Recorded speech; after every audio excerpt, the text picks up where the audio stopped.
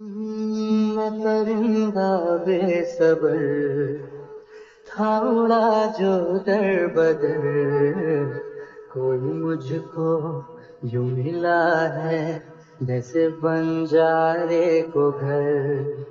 नए मौसम की सहर या सर्द में दोपहर, कोई मुझको यूं मिला।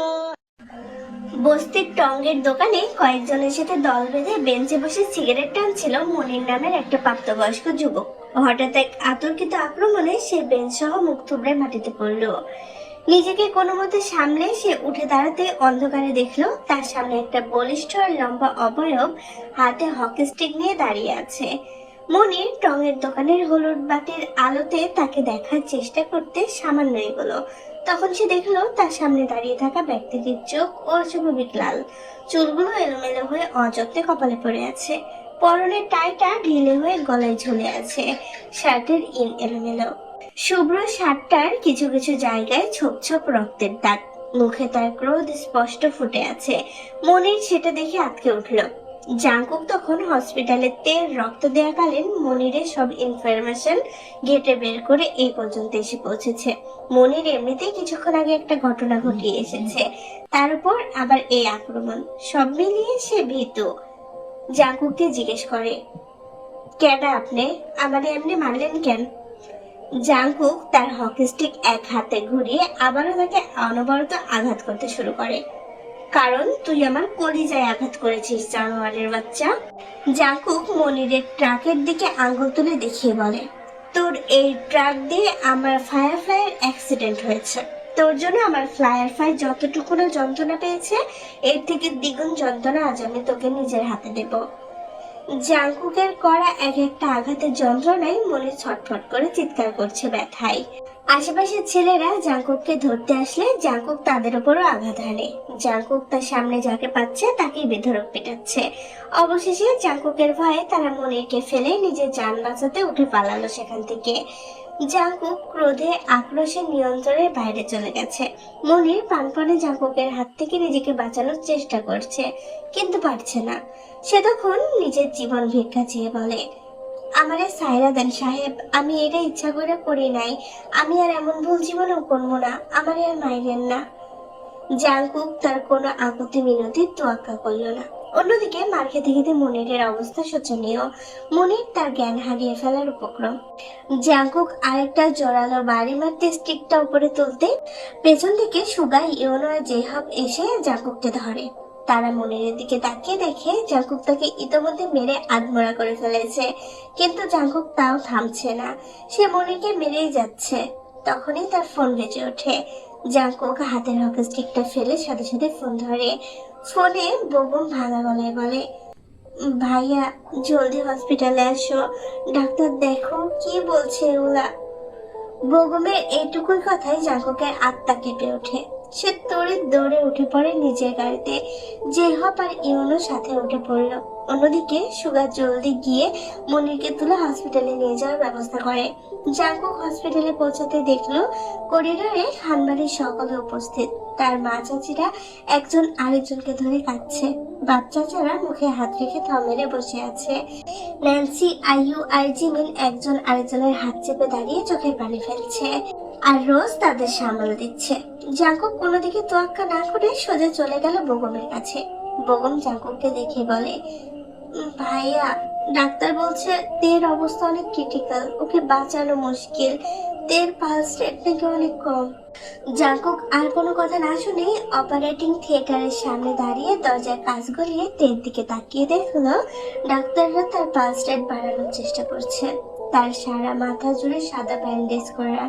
অনেক চেষ্টার পরেও কোনো ফল না দেখে আশাহত হয়ে একজন ডাক্তার বেরিয়ে এসে বলে, সরি, আমরা অনেক চেষ্টা করেছি, কোনো ফল দেখছি না, আমাদের হাতে আর কিছু করার নেই, ওনার বাঁচার কোনো চান্স দেখছি না আমরা।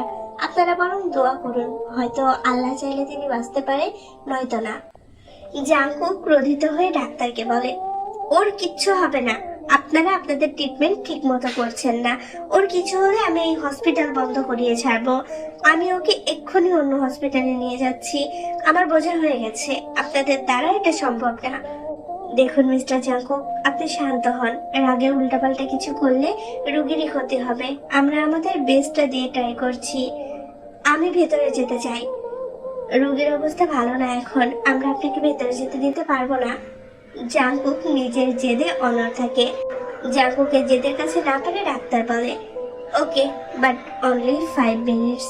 ডাক্তারের কথাই জাঙ্কুক ওটির পোশাক পরে ভেতরে ঢুকে দেখলো তে নিথর হয়ে বেডে পড়ে আছে। পালস এক্সিমিটারে তার পালস রেট অনেক কম দেখাচ্ছে। সে তের বরাবর ঝুঁকে তার কানের কাছে মুখ দিয়ে অসহায় কণ্ঠে বলে, আমি জানি তুই আমার উপর প্রচুর অভিমান করে আছিস, অনেক হয়েছে, এখন আর জেদ করে থাকিস না আমার কলিজা। আমি তখন নিজের জেদের বসে কথাগুলো বলেছিলাম, মন থেকে বলিনি তো। তুই জানিস আমি আমার ভালোবাসার কথা মুখে প্রকাশ করতে জানি না, কিন্তু তোর জন্য আমি নিজেকে শুধরে নিব।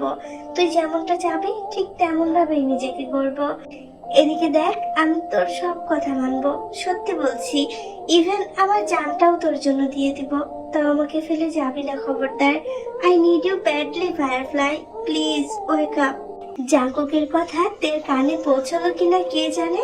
এই পর্যন্ত ডাক্তার জাঙ্কুককে তাড়া দিল বেরিয়ে আসার জন্য। জাঙ্কুক শেষ পর্যন্ত তের দিকে তাকিয়েছিল। সে তের মধ্যে কোনো নড়চড় লক্ষ্য করলো না। অন্যদিকে জাঙ্কুকের কাণ্ডে বাড়ির সকলে অবাক হয়ে তাকিয়ে আছে। জাঙ্কুক বাইরে এসে আর এক মুহূর্তেও দাঁড়ালো না। হসপিটালের পোশাক খুলে বেরিয়ে গেল হসপিটাল থেকে। হসপিটালের কাছে একটা মসজিদে ঢুকে সে অজু করে নফল নামাজে দাঁড়ায়। জাঙ্কুক 2 রাকাত করে নফল নামাজ পড়ে যাচ্ছিল প্রত্যেকবার। সিজদায় গিয়ে সে মনে আশ্বাস খুঁজে পাচ্ছিল। জাঙ্কুকের চোখ থেকে একে একে পানি গড়িয়ে পড়তে লাগে। সে ধৈর্য সহকারে ধীরে সুস্থে 12 রাকাত নফল আদায় করে সিজদায় লুটিয়ে পড়েছিল। সিজদায় গিয়ে জাঙ্কুক বিড়বিড় করে বলে, ইয়া রব, আমি কখনো তোমার কাছে কিচ্ছু চাইনি, তোমার ইবাদত করিনি, তোমাকে ডাকিনি, তোমার নিষেধাজ্ঞা মানিনি, সবসময় অমান্য করেছি তোমায়। আমি সেসব কিছুর জন্য তোমার কাছে ক্ষমা চাইছি। আমি জানি না কিভাবে তোমার কাছে ক্ষমা চাইতে হয়, অথবা চাইলেও তুমি আমাকে ক্ষমা করবে কিনা। তবু আমি চাইছি তুমি আমার ফায়ারফ্লাইকে আমার কাছে ফিরিয়ে দাও। ওর ইচ্ছে আমি তোমার কাছে যেন নিজের বন্দিগিরি স্বীকার করি। হ্যাঁ, আমি তাই করব। তুমি শুধু আমাকে একটা সুযোগ দাও, আমি কথা দিচ্ছি তোমাকে আমি নিরাশ করব না ইয়া রব, শুধু একটা বার সুযোগ দাও। জাঙ্কুক আজ নিজ থেকে রবের দরবারে এসে সিজদায় লুটিয়ে বিধ্বস্ত অবস্থায় নিজেকে রবের কাছে তুলে ধরেছে। সে আজ সিজদায় এক অন্যরকম প্রশান্তি খুঁজে পাচ্ছে। তার মনের হতাশাগুলো আপনা আপনি কমে সেই জায়গায় নতুন করে আশার আলো তৈরি হতে শুরু করেছে। জাঙ্কুক দীর্ঘ সময় যাবৎ সিজদায় পড়ে আছে। জাঙ্কুক মনে মনে পণ করে বসলো, সে যে পর্যন্ত তেকে নিয়ে ভালো খবর না পাচ্ছে সিজদা থেকে উঠবে না। দীর্ঘ সময় এভাবেই কেটে গেল। হঠাৎ জাঙ্কুকের ফোনটা বেজে ওঠে। সে উঠে ফোনটা তুলতে বেগম তাকে হসপিটালে পৌঁছাতে বলে। জাঙ্কুক বেরিয়ে পড়ে হসপিটালের উদ্দেশ্যে। সে যতটা না বিধ্বস্ত অবস্থায় মসজিদে ঢুকেছিল তার থেকে বেশি ভরসা নিয়ে এখন হসপিটালের দিকে এগোচ্ছে। জাঙ্কুককে আসতে দেখে সুগা এগিয়ে এসে বলে, ডাক্তার বলেছে তের পালস রেট বেড়েছে। কথাটা বলার পরেও সুগার মুখটা শুকিয়েছিল। জাঙ্কুক তাকে জিজ্ঞেস করে, জ্ঞান ফিরেছে তের? সুগা আমতা আমতা করে। বাকিরা তের জন্য দোয়া করছে। সুগা বনিতা না করে বল, ঠিকঠাক ডাক্তার কি বলেছে? ডাক্তার বলেছে তের আগামী কয়েক ঘন্টার মধ্যে জ্ঞান না ফিরলে ও কোমায় চলে যাবে। জাঙ্কুক কথাটা শুনে তাওয়াক্কুল নিয়ে বলে, যেখানে ওর পালস রেট কম ছিল এখন সেটা ঠিকঠাক চলছে, ইনশাআল্লাহ ওর কিচ্ছু হবে না। পুরো রাত সবাই হসপিটালে কাটিয়ে দিল। বেগম তাদের বাড়িতে পাঠাতে চাইলেও তাদের মধ্যে কেউ এক চুল পরিমাণও নড়েনি। তেকে অবজারভেশনে রাখা হয়েছে। সবাই সারা রাত দোয়া করতে লাগলো তার জন্য। হসপিটালে নামাজের জন্য একটা আলাদা রুমের ব্যবস্থা রয়েছে। সেখানে মহিলারা সবাই গিয়ে ঈশার নামাজ পড়ে দোয়া করছে, আর পুরুষরা মসজিদে গিয়ে নামাজ পড়ে দোয়া করেছে। ভোরে ফজরের নামাজের পর সবাই আবারও করিডোরে একত্রিত হলো। তের এখনো জ্ঞান ফিরেনি। সবাই ওদের আগ্রহে ডাক্তার বেরোনোর অপেক্ষা করছে। ডাক্তার তেকে শেষবারের মতো দেখে জানালো ব্যাপারটা তাদের হাতের বাহিরে চলে গেছে, মানে তে কোমায় চলে গেছে। তার জীবন মৃত্যু এখন একই সমান। কথাটা শোনার সাথে সাথে সকলে কান্নায় ভেঙে পড়ে। বেগম অবিশ্বাস নিয়ে জিজ্ঞেস করে, এর কি সুস্থ হওয়ার কোনো চান্স নেই ডক্টর? ওনার সুস্থ হওয়ার সম্ভাবনা মাত্র 10%। এমন রোগী সহজে সুস্থ হয় না। জাঙ্কুক এক কোণায় দাঁড়িয়ে সব শুনছিল। তার চোখ থেকে আপনা আপনি 2 ফোঁটা পানি গড়িয়ে পড়ে। সেই পানি গাল গড়িয়ে নিচে পড়ার আগেই এক হাত দিয়ে মুছে ফেলল জাঙ্কুক। ওই 10%-এ একদিন 100%-এ গড়াবে ইনশাআল্লাহ। আমার ফায়ারফ্লাই সুস্থ হবে, এটা আমার বিশ্বাস। আমি ওকে বাড়িতে রেখে সেরার থেকে সেরা চিকিৎসা দিতে চাই। আমি পুরোটা চেষ্টা করব। আল্লাহ অবশ্যই ওকে সুস্থ করে তুলবে। ডক্টর জাঙ্কুকের আত্মবিশ্বাস দেখে বলে, আপনি কথাটা যেভাবে বলছেন ব্যাপারটা এতটাও সহজ না। এই ধরনের পেশেন্ট আমরা অনেক দেখেছি। তাদের কোমা থেকে সুস্থ হয়ে ওঠা খুব রেয়ার, ধরেন 1000-এর মধ্যে একটা। তাও সেটাকে মিরাক্কেল ধরা হয়। জাঙ্কুক নিজের কথায় অনড়। আমিও বলছি, আল্লাহ চাইলে সেই মিরাক্কেলটাই হবে। তের অবস্থার কথা শুনে সবাই হাল ছেড়ে দিলেও জাঙ্কুক হাল ছাড়েনি। এই দুঃসংবাদের পাশাপাশি খানবাড়ির সকলে জাঙ্কুকের বলা প্রত্যেকটা কথা শুনে থমেরে দাঁড়িয়ে আছে। তখন জাঙ্কুকের কথায় ডাক্তার দমে গিয়ে বলে, আচ্ছা দেখুন, আপনি যেটা ভালো মনে করেন। জাঙ্কুক ডাক্তারের সাথে কথা বলে হসপিটালের সকল ফর্মালিটিস পূরণ করে নিল। কিছুক্ষণের মধ্যেই সে তেকে বাসায় নিয়ে যাবে। হসপিটাল থেকে তের জন্য একজন নার্স নিয়ে যাওয়া হবে বাড়িতে, যেন বাড়িতে রেখে তার চিকিৎসা করা যায়। জাঙ্কুক যাওয়ার আগে সুগার থেকে খবর নিয়ে একবার মনিকে দেখতে গেল। জাঙ্কুক মনিকে মেরে বেহাল অবস্থা করার পর সুগা এই হসপিটালে তাকে এনে ভর্তি করিয়েছে। জাঙ্কুক মনির কেবিনে গিয়ে দেখলো তার হাত পা প্লাস্টার করা। সে অচল হয়ে বেড়ে পড়ে আছে। জাঙ্কুককে তার কেবিনে দেখা মাত্রই মনির ভয়ে উত্তেজিত হয়ে গেল। জাঙ্কুক সেটা দেখে মনিরকে শান্ত হতে বলে, ভয় পাস না, আমি তোকে মারবো না। তোর হসপিটালের খরচ থেকে শুরু করে তোর সব দায়িত্ব আমি নিজের উপর নিচ্ছি। এর বদলে তোকে তখন ওভাবে পেটানোর জন্য আমি ক্ষমা চাইছি। আমাকে ক্ষমা করে দিস পারলে। কথাটা বলে জাঙ্কুক সোজা বেরিয়ে গেল। মনির দেখলো জাঙ্কুকের চোখে মুখে আর কালকের মতো ক্রোধ নেই। সে বেশ শান্তভাবে কথাটা বলে চলে গেছে। অন্যদিকে সুগা, ইয়োনো আর জিহাব জাঙ্কুকের এমন আশ্চর্যজনক পরিবর্তন দেখে অবাক হয়ে জাঙ্কুকের যাওয়ার পানে তাকিয়ে রইল। ইয়ঞ্জন বেগম তের বেডের পাশে বসে মেয়ের নিষ্পান বিবর্ণ হয়ে যাওয়া ফ্যাকাশে চেহারার দিকে আহত দৃষ্টিতে তাকিয়ে আছে। চোখ দিয়ে অনবরত পানি ঝরছে তার। তিনি ক্ষণে ক্ষণে আঁচল দিয়ে মুছে নিচ্ছে চোখ। দেশের পেশাদার ডাক্তারের তত্ত্বাবধানে বিগত 1 মাস যাবৎ তেকে খানবাড়িতে তার রুমে রেখে চিকিৎসা দেওয়া হচ্ছে। জাঙ্কুক দেশের সবচেয়ে এক্সপেরিয়েন্স ডাক্তারের কনসালটেশনে তে ট্রিটমেন্ট করিয়ে যাচ্ছে। সে তের ট্রিটমেন্টে বিদ্যুৎ পরিমাণ কমতে দিচ্ছে না। বিগত 1 মাসে তের মুখের লাবণ্যতা ফিকে হয়ে গেছে। এত চেষ্টার পরেও তার শরীরের বিশেষ কোনো উন্নতি পরিলক্ষিত হচ্ছে না। তের মস্তিষ্কের চাপ কমাতে তাকে এলিভেটেড বেডে শোয়ানো হয়েছে। রুমে থাকা ভেন্টিলেটর যন্ত্রটির সাহায্যে তার শ্বাস প্রশ্বাস সচল রাখা হয়েছে। শিরায় ঔষধ ও পুষ্টি সরবরাহের জন্য ফিউশন পাম্প লাগানো হয়েছে, সাথে ফিডিং টিউব। জাঙ্কুক পারে না তের সম্মুখীন হতে। সে এখনো নিজেকে দায়ী করে তের এই বিধ্বস্ত অবস্থার জন্য। সে দরজার বাহিরে আড়ালে দাঁড়িয়ে ব্যথিত দৃষ্টিতে তেকে অবলোকন করছিল। তখন ইয়ঞ্জন বেগমের চোখ পড়ল দরজার সামনে দাঁড়িয়ে থাকা জাঙ্কুকের উপর। ইয়ঞ্জন বেগম উঠে জাঙ্কুকের কাছে গিয়ে তাকে ধরে কাঁদতে লাগে। জাঙ্কুক তার মাথায় আলতো করে হাত বুলিয়ে দিয়ে বলে, কেঁদো না, আল্লাহ সব ঠিক করে দিবে। ওর জন্য আমি প্রত্যেক নামাজে দিনরাত দোয়া করে যাচ্ছি। ওকে ঠিক হতেই হবে। ইয়ঞ্জন নিজেকে সামলে বলে, হসপিটালে তোর সেদিনের আচরণের পর আমি বুঝতে পেরেছিলাম তের প্রতি তোর অনুভূতি রয়েছে। তুই তের সুস্থ হওয়ার অপেক্ষায় আছিস। কিন্তু দেখ বাবা, তে যেমন আমার মেয়ে তেমন তুইও আমার ছেলে। আমি তোর ভালো চাই। 1 মাস হয়ে উঠলো, তবুও তে সুস্থ হওয়ার কোনো সম্ভাবনা নেই। তবুও আল্লাহ আমার মেয়েকে আমার কাছে রেখেছে, এটা ভেবে নিজেকে প্রতিনিয়ত সান্ত্বনা দিচ্ছি। আমি আমার মেয়েকে এই অবস্থাতেই মেনে নিয়েছি। আল্লাহ যতদিন আমার হায়াত রেখেছে ততদিন আমি এভাবে মেয়ের মুখের দিকে তাকিয়ে কাটিয়ে দিব। কিন্তু তোর তো পুরো জীবন পড়ে আছে। আমি চাই তুই ওর জন্য আর অপেক্ষা না করে বিয়েটা করে ফেল। তোর একটা সুন্দর সংসার হোক। তুই তের অপেক্ষায় থেকে নিজের জীবনটাকে নষ্ট করিস না। আমি বেগমকেও তাই বলবো।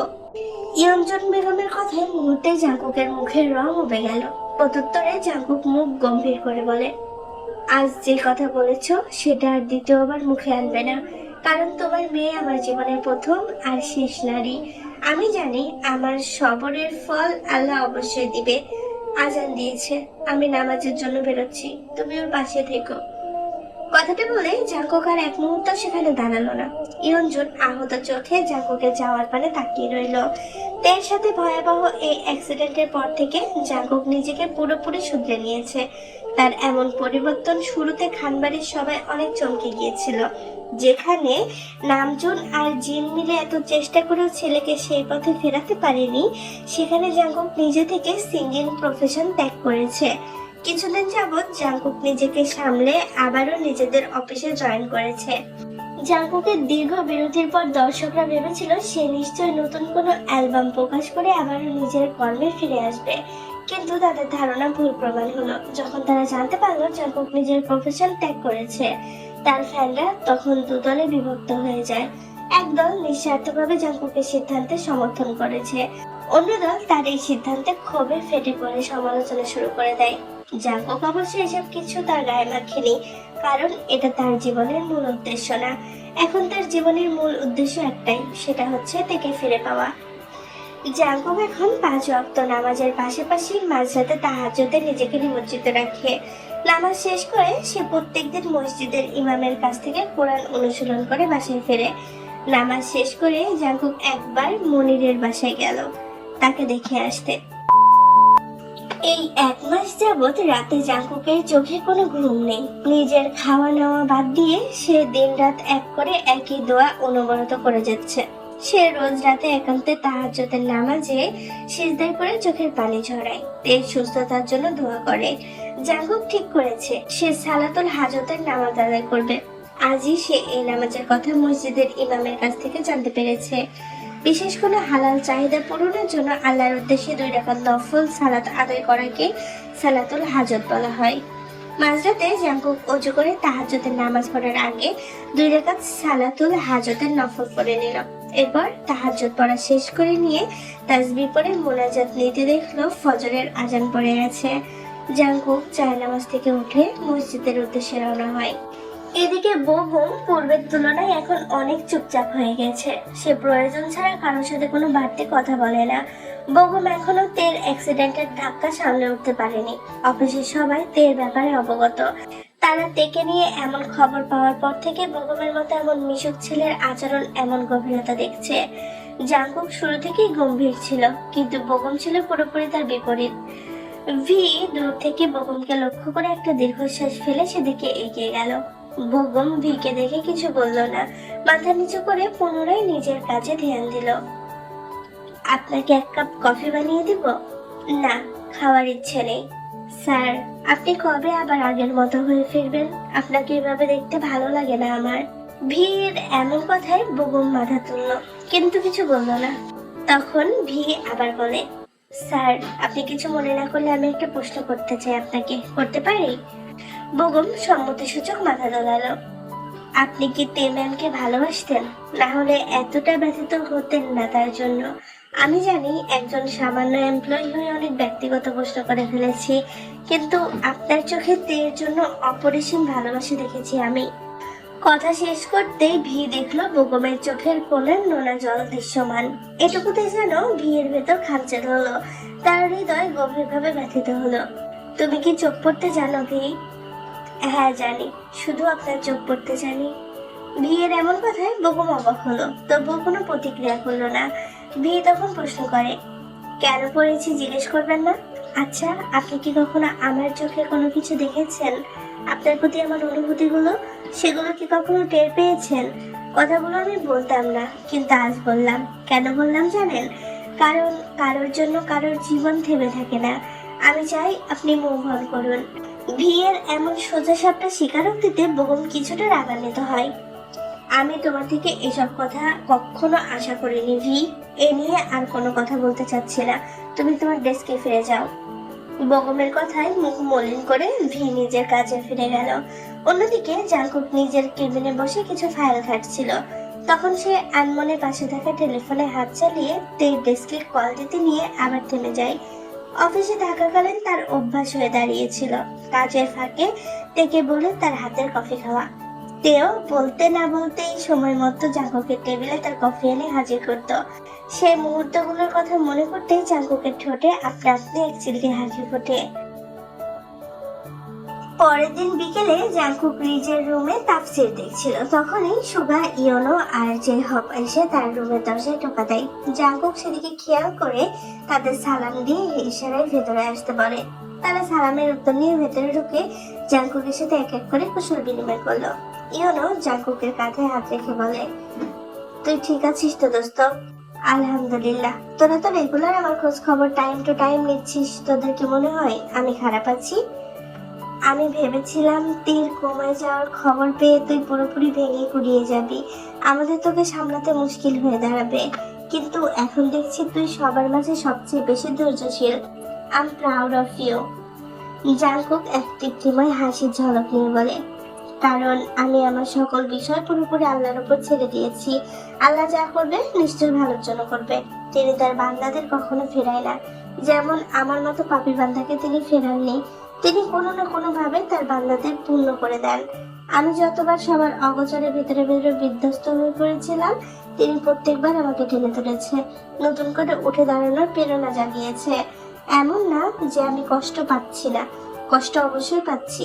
ধৈর্য ধরা মানে এই না যে তুই কষ্ট পাবি না, চোখ দিয়ে পানি গড়িয়ে পড়বে না। ধৈর্য মানে কি জানিস? ধৈর্য মানে কষ্টে পড়ে ছাই হয়ে নিজেকে খাঁটি করে গড়ে তোলা।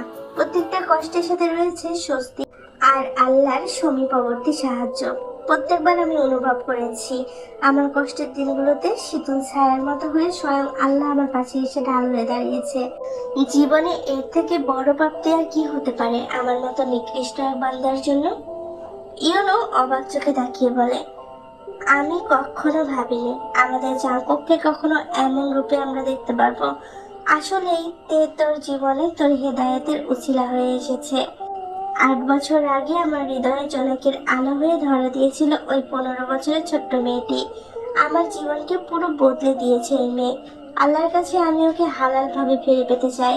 একবার ভুল করে ওকে কষ্ট দিয়ে ফেলেছি, সেই কষ্ট পেয়ে ও আমার থেকে দূরে সরে গেছে। দ্বিতীয়বার আমি আর ওকে দূরে যেতে দিব না। আমার হেদায়েতের আলো ও। জাঙ্কুকের কথায় জেহবের অশ্রুতে চোখ ছলছল করে উঠল। সে অশ্রুসিক্ত চোখ নিয়ে জাঙ্কুককে জড়িয়ে ধরে। আমরা তোর পাশে আছি দোস্ত, সর্বদাই আমাদের দোয়াতে রেখেছি তোকে। তুই কখনো ভেঙে পড়িস না রে। আমরা স্ট্রং জাঙ্কুককে দেখে অভ্যস্ত। তোকে ভেঙে পড়তে দেখলে আমরা কেউ ঠিক থাকতে পারবো না দোস্ত।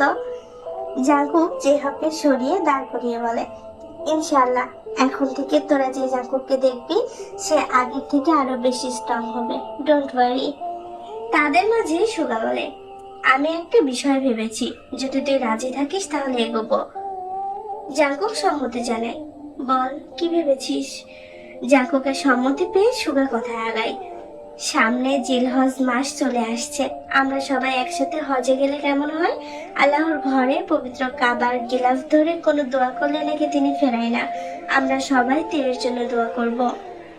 জাঙ্কুক মুচকি হাসে, ইনশাআল্লাহ অবশ্যই করতে পারি। অনেক ভালো ভেবেছিস, আমি ব্যবস্থা করছি তাহলে। অন্যদিকে আইয়ু, রোজ, জিমিন আর ন্যান্সি তের রুমে তার পাশে বসে আছে। বিগত দিনের স্মৃতির কথা মনে করছে তারা। তাদের ধারণা তারা পাশে থেকে তের সাথে বিগত দিনে কাটানো খুশির মুহূর্তগুলোর কথা মনে করিয়ে দিলে তে আস্তে আস্তে সুস্থ হয়ে উঠবে। পূর্বে তারা সবাই মিলে জাঙ্কুকের বাসায় সপ্তাহে একবার করে আসলেও এখন থেকে তারা আরো ঘন ঘন বাড়িতে আসা যাওয়া করে তের জন্য। খানবাড়ির সদস্যরা তাদের বন্ধুত্ব দেখে পুলকিত হয়ে যায়। তারা বিমোহিত হয় এটা ভেবে যে কিভাবে তারা তাদের বান্ধবীর খারাপ সময়েও তাকে একা হতে দেয়নি। প্রতিনিয়ত তারা পাশে থেকে তেকে সুস্থ করার জন্য নতুন নতুন পন্থা অবলম্বন করছে। তারা সকলেই তাদের বন্ধুত্বের পরিচয় দিয়েছে। তাদের কথার মাঝে হঠাৎ রুমের দরজার দিক থেকে একটা রিনরিনে মেয়েলি কণ্ঠ ভেসে আসে। আসসালামু আলাইকুম, ভেতরে আসতে পারি? সেই মেয়েলি কণ্ঠ অনুসরণ করে সবাই দরজার দিকে তাকাতে আশ্চর্যিত হয়ে গেল। মেয়েটি দেখতে অবিকল তের মতো, এমনকি তার পোশাকের রুচিও তের মতো। তারা তের দিকে একবার তাকালো, আবার সেই মেয়েটির দিকে তাকালো। তারা ভাবলো কি করে একজন মানুষের সাথে অন্য একটা মানুষের এতটা মিল হতে পারে। তাদের ভাবনা শুধু ছিল যখন মেয়েটি আবারও মুখ খুলে বলে, আমি কিমভি, তের অফিসের কলিগ। আমি দেখতে এসেছি। নিচে থেকে কেউ একজন বললো আমাকে এই রুমে আসতে। রোজ ভাবনা থেকে বেরিয়ে আসে। ওয়ালাইকুম আসসালাম, এসো ভেতরে এসো। সকলে এক এক করে তার সালামের উত্তর নিয়ে ভিকে বসতে বলে তাদের সাথে। আইও কৌতূহল বশত জিজ্ঞেস করেই ফেলে, তোমার আর তের মধ্যে এত মিল কিভাবে বলো তো? তোমরা তো একটু অবিকল এক। আমিও প্রথমবার তেকে দেখে অবাক হয়েছিলাম, কিন্তু হয় এমন, একরকম দেখতে অনেকেই হয়। জানো, তোমাকে দেখে আমার মনে হচ্ছে আমি তের সাথে কথা বলছি। তাহলে তো ভালোই হলো, তের অবর্তমানে আমাকে তে ভেবে মনকে সান্ত্বনা দিতে পারবে। ভিকে তাদের কাছে অনেক ভালো লাগলো, মেয়েটাকে তাদের তের মতোই মনে হয়েছে। ভি তেকে দেখা হলে তারা একসাথে কথা বলতে বলতে নিচে নেমে আসে। বিয়ের তেকে দেখার পর থেকে মনের মধ্যে অন্যরকম একটা চাপা কষ্ট কাজ করছে। বাকিদের সাথে সে নেমে আসতেই নিচে হল রুমে বসে থাকা ইয়ঞ্জন বেগমের চোখ পড়ে ভিয়ের দিকে। তাকে দেখা মাত্রই তার ভেতর স্যাট করে ওঠে। তিনি ভিকে চিনতে একদমই ভুল করেননি। ইয়ঞ্জন বেগমের দৃষ্টি অনুসরণ করে তার পাশে বসা লিসা বেগম ও জিন বেগমও সেদিকে তাকিয়ে অবাক হলো। রোজ সবার কাছে এসে ভিকে তাদের সাথে পরিচয় করিয়ে দিল। তখন ইয়ঞ্জন বেগমের মনস্পটে ভেসে উঠল সেই 23 বছর আগে ঘটে যাওয়া দিনটির কথা। জানো তো, আমি যখন এই পাঠটা পড়ছিলাম, আমি প্রচুর আল্লাহর কাছে বলেছিলাম আল্লাহ যেন সত্যি তাদের মাঝে হুট করে এরকম একটা হেদায়েত দেয়, তারা যেন সত্যি হেদায়েতের পথে আসতে পারে। জাকুক এই গল্পে যেভাবে বদলে গেছে, সেভাবে যদি সত্যি তারা 7 জন বদলে যেত, কত ভালো হতো বলো। আল্লাহর কাছে আমি সবসময় দোয়া করি আল্লাহ যেন তাদেরকে ইসলাম গ্রহণ করার সুযোগ দেয়। সত্যি যদি এই দিনটা কোনোদিন আসে, ভাবো কতটা আনন্দের হবে, তাই না? কিন্তু হয়তো তা কোনোদিনও হবে না। তবুও ইনশাআল্লাহ আমরা ভরসা রাখি। সো টাটা পাখিরা, বেশি বেশি করে লাইক কমেন্ট করো, চ্যানেলের অবস্থা একদম বাজে, আর শেয়ার করো।